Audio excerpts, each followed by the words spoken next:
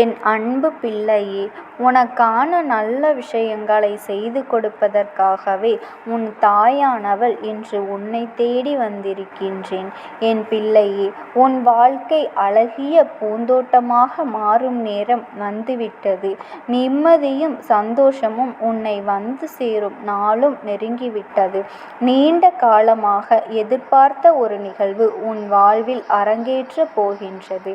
இத்தனை போராட்டத்தோடு தவித்து கொண்டு விதியின் வழியில் ஏங்கி நிற்கும் என் பிள்ளைக்கு உன் மனதில் இருக்கின்ற போராட்டத்திற்கு முடிவு கட்டுவதற்காக உன் அம்மா இன்று உன்னை தேடி வந்திருக்கின்றேன்.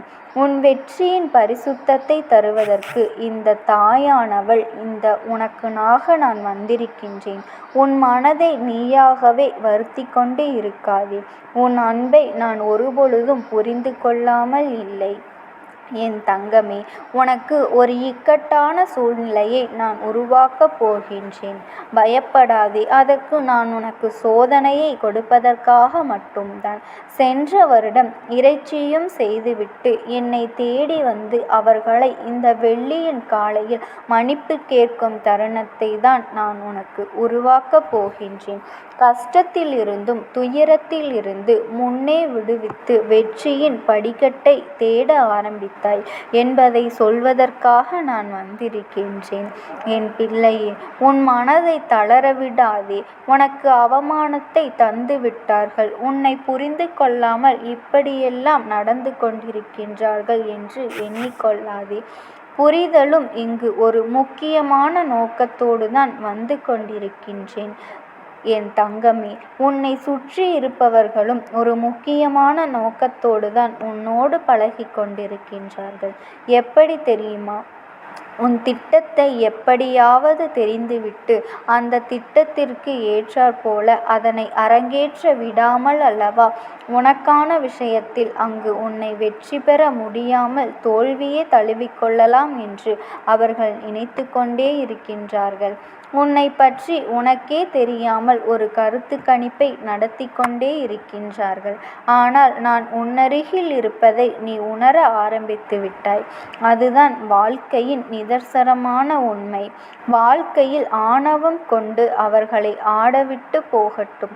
ஒரு ஆட்டம் எல்லாம் இன்னும் கொஞ்ச நேரத்தில்தான் இருக்க போகின்றது. நான் உனக்கு விதைகளை விதைத்து கொண்டு இருக்கின்றேன். அந்த விதையின் விதையிலிருந்து ஒரு பெரிய ஆலமரத்தின் விஷத்தை போல உன் வாழ்க்கையில் அங்கு கொடிகட்டி பறக்கப் போகும் தருணத்தை நீ நெருங்கிவிட்டாய். என் பிள்ளையே, சிறப்பாக கடந்து வருகின்ற பொழுது, நம் உண்மையான அன்பு வைத்திருக்கும் பொழுதும், அவர்களுடைய காரியம் முடிந்துவிட்ட பிறகும் நம்மை உதாசீனப்படுத்திவிட்டு சென்று விடுகின்றார்கள். ஆனால் அந்த நேரத்தில் நீ என்ன நினைக்கிறாய்? அங்கே நமக்கானவர் சென்று விட்டாரோ, நீயோ எவர் மீதும் உண்மையாக இருந்து கொண்டு இருந்தேனோ அவர் மீது நீ மற்றவர்களுக்காக உன் முகத்தில் களையிழந்து ஏமாற்றத்தின் விளிம்பில் தவித்து கொண்டும் தத்தளித்து கொண்டும் இருக்கின்றாய். என் தங்க பிள்ளையே, உன் துன்பத்தின் கடலிலிருந்து உன்னை மீட்டெடுக்க இந்த அம்மா வந்து இருக்கும் பொழுது உனக்கு ஏற்ற சாதகமான நிலையைத்தான் உருவாக்கப் போகின்றேன். உன்னை புரிந்து கொள்ளாமல் சென்று விட்டாரே என்று நினைக்காதே. அந்த புரிதலில் நான் உனக்கான வெற்றியைத்தான் தேடிக்கொண்டிருக்கின்றேன். எப்படி தெரியுமா? நீ யாரை புரிந்து கொள்ளாமல் இருக்கின்றாயோ அவரை புரிந்து கொள்ளப் போகின்றாய். யாரை உண்மை முகம் என்று நினைத்தாயோ அவர்களின் நிலைகளை அங்கு புரிந்து கொள்வதற்கான நேரம் வந்துவிட்டது. போலி பெயர் கொண்ட சில பேர் உன்னை சுற்றி சுற்றி வந்தார்கள். அவர்களின் நடைப்பயணத்தை நான் காட்ட வந்துவிட்டேன். உனக்கு அவமானத்தை அளித்ததன் நோக்கமே அதனாலேயேதான். என் தங்கமே, உன்னை தரம் தாழ்த்தப்பட்டு நான் விட்டுவிட்டேனே என்று நீ கோபப்படாதே. சுயமரியாதையை இழந்து விட்டு தவித்து கொண்டு இருக்கின்றேன் என்று நீ கஷ்டப்படாதே.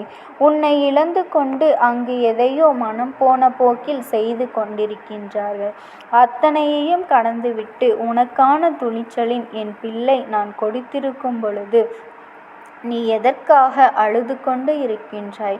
உன் மனதில் இருக்கின்ற விஷயத்திற்கு நான் நல்லதொரு தீர்வை கொடுக்கும் பொழுது நீ எதற்கு மனவேதனைப்பட்டு கொண்டிருக்கின்றாய்? யாரும் உன்னை எப்படி புறக்கணித்தாலும் சரி, இந்த தாயானவள் நான் உன்னை அரவணைத்துக் கொள்வேன் என்பதை மட்டும் நீ மறவாதே. கெட்டவர்களை உன்னிடம் நெருங்க விடப்போவதும் இல்லை. ஏனென்றால் நீயே என்னிடம் வரவழைத்து கொண்ட என் செல்ல பிள்ளையா. என் தங்கமே, உனக்கு பயமே வேண்டாம். நீ ஆசையோடு எதிர்பார்த்த அந்த உறவை உன்னோடு சேர்ப்பதற்காகத்தான் நான் வந்திருக்கின்றேன். ஒரு நல்லதொரு தீர்வை கொடுக்க வந்திருக்கும் பொழுது நீ எதற்குமே மனம் வருந்தாதே. யாரும் உன்னை இப்படி புறக்கணித்தாலும் சரி, இந்த தாயானவள் உன்னை மட்டும் நான் எப்பொழுதும் கைவிடவே மாட்டேன். ஏனென்றால் நீயே என்னிடம் வரவழைத்து கொண்ட என் செல்ல பிள்ளையாக இருக்கும் பொழுது நீ பயப்படாமல் இரு. நீ மதிக்கப்படாத எந்த இடத்திலும் உன்னை நான் அனுமதிக்கப் போவதே இல்லை. உன்னுடைய முடிவை தேவையான இடத்தில் நீ எடுத்து விட்டாய். இனி உனக்கு ஒருபொழுதும் பயமே வேண்டாம். உன் மனம் எதிர்பார்த்து அந்த வேண்டுதலை என்னிடம் வைத்து விட்டாயல்லவா? இனி எந்தவித எதிர்பார்ப்பும் இன்றி உனக்கான வேண்டுதலை நான் தரப்போகின்றேன். உன்னிடம் ஒரு தட்சணையை நீ தந்துவிட்டு போ. உனக்கானதை நான் கரம் பற்றி தருவேன். இது இந்த தாயின் சத்திய வாக்கு. அம்மா, நானே தனிமையில் வாடிக்கொண்டிருக்கின்றேனே. பொன்னிலிருந்து பொருளிலிருந்து நம்பிக்கை இழந்து இங்கு கேட்பாரற்று கிடக்கும் என்னிடம் நீ அப்படி என்ன கேட்கப் போகின்றாய்? நானே செய்வதென்னவென்று திக்கெட்டு திசையற்று காற்றிலே திரிந்து கொண்டிருக்கின்றேன். கண்கட்டி விட்டது போல இங்கே திசையறியாமல் கண்விழித்து காத்து கொண்டிருக்கின்றேனே. கண்ணீரோடு நான் உன்னிடம் உதவி கேட்டால் நீ என்னிடம் என்ன தாயே கேட்கின்றாய் என்றுதானே சொல்கின்றாய்? என் பிள்ளையே, நான் உன்னிடம் விலையுயர்ந்த ஆபரணத்தை கேட்கவில்லை. என்னை நீ தியானித்து கொண்டிருக்கும் பொழுது ஒரு தீபத்தை மட்டும் உன் முன் ஏற்றிவிட்டு வழிபட்டு பார். சர்வ நிச்சயமாக உனக்கு எல்லாவற்றிலிருந்தும் உனக்கு கெடுதல் நினைக்கும் அத்தனை எதிர்மறை எண்ணங்களிலிருந்தும் உனக்கு நான் விடுதலை கொடுக்கத்தான் போகின்றேன். அதற்காகத்தான் இப்படி சொல்கின்றேன். உனக்கு வேண்டிய உறவை உன்னிடத்தில் சேர்த்து வைக்கும் பொழுது உன் மனதில் இருக்கின்ற வலிமை எனக்கு அது புரியாதா? என் பிள்ளையே, மற்றவர்கள் உன்னை பற்றி என்ன வேண்டுமானாலும் குறை பேசிவிட்டு போகட்டும். எப்படியாவது உன் வாழ்க்கையை இங்கு தரம் தாழ்த்தி கொள்ளலாம் என்று நினைத்து கொண்டிருக்கின்றார்கள். ஆனால் அப்படி நான் விடப்போவது கிடையாது. உன் எதிர்மறை எண்ணங்களை உன்னிடத்திலிருந்து துரத்தி அடித்துவிட்டு உன் கலங்கிய மனதிற்கு விடை கொடுத்து நான் நன்றியோடு காத்து கொண்டிருக்கின்றேன். இந்த நிலைமையை எண்ணி நீ எதற்காகவும் கவலைப்பட்டு கொண்டிருக்காதே. இந்த நிலைமைக்கு யார் காரணம் என்றும் நினைத்து கொள்ளாதே. உனக்கு பின்னால் சென்று கொண்டு இருக்கும் சில விஷயங்கள் அங்கு ஒவ்வொரு திருப்பத்தையும் உனக்கு ஏற்படுத்தி கொண்டுதான் இருக்கின்றது. நானும் உனக்கான விஷயத்தில் உனக்கு நம்பிக்கையூட்டும் வகையில்தானே எல்லாவற்றையும் செயல்படுத்தி கொண்டிருக்கின்றேன். அப்படி இருக்கும் பொழுது உன் விருப்பங்களை நிறைவேற்றுவதற்கு நீயே தடையாக இருந்து கொண்டிருக்கின்றாய். பலரும் பலவிதமாக பேசித்தான் செய்வார்கள். அதையெல்லாம் மனதில் நினைத்து கொண்டே இருந்தால் உன் முன்னேற்றத்தை அடைய முடியாது. எல்லாம் வெற்றியை கடந்து வருவதுதானே வாழ்க்கை. இந்த வாழ்க்கையை எப்படி நீ உன் எண்ணங்களை வைத்துக் கொள்கிறாய் என்பதை பொறுத்துதான் இருக்கின்றது. உன் வெற்றி அதில்தான் அடங்கியிருக்கின்றது. எவ்வளவு பெரிய விஷயத்தை செய்தாலும் அதை கடந்து வரும் பொழுது அந்த சூழ்நிலையை பல கடினமான பாதையில் கடந்து வந்துதானே ஆக வேண்டும். எவ்வளவு எளிதாகவும் இங்கு யாராலும் எந்த வெற்றியினையும் பெற முடியாது. அப்படி இருக்கும் பொழுது அந்த சூழ்நிலையில் நீ எவ்வளவு பெரிய சூழலோடு கடந்து வருகின்றாய் என்பதை பொறுத்துதான் அந்த ஒரு கடினமான சூழ்நிலையில் வாழ்க்கை உள்ளது. அதில் நேர்மை குணம் மாறாமல் உன் வழியை நீ சரியாக சரியாக பின்பற்றிக்கொள். என் தங்கமே, உன்னை யார் புரிந்து கொள்வார்கள் என்று பயந்து கொள்ளாதே. உனக்காக யார் இருக்கின்றார்கள் என்று நினைக்காதே. எதற்காகவும் கவலைப்பட்டு சகிப்புத்தன்மையும் நிதானமும் பொறுமையும் இந்த மூன்றும் இல்லை என்றால் நீ சாதித்ததற்கான அர்த்தமே கிடையாது.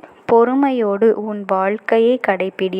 இந்த இடத்திற்கு சென்றாலும் அந்த இடத்திற்கே போகும் வாழ்க்கை சூழலை ஏற்றுக்கொள். நிதானத்தோடு நீ சிந்தித்து செயல்படு. நீ சிந்திக்கின்ற செயல்பாட்டின் அறிகுறிதான் உன்னை யார் என்று மற்றவர்களிடம் நிரூபித்து காட்டிக்கொண்டே இருக்கும்.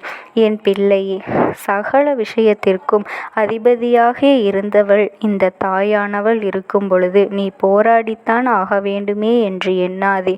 போராடி கண்ட வெற்றியில் பின்னடைவு இங்கே ஏற்படாது. அந்த போராட்டம்தான் உனக்கான நம்பிக்கையை உயர்த்தி கொண்டே இருக்கப் போகின்றது.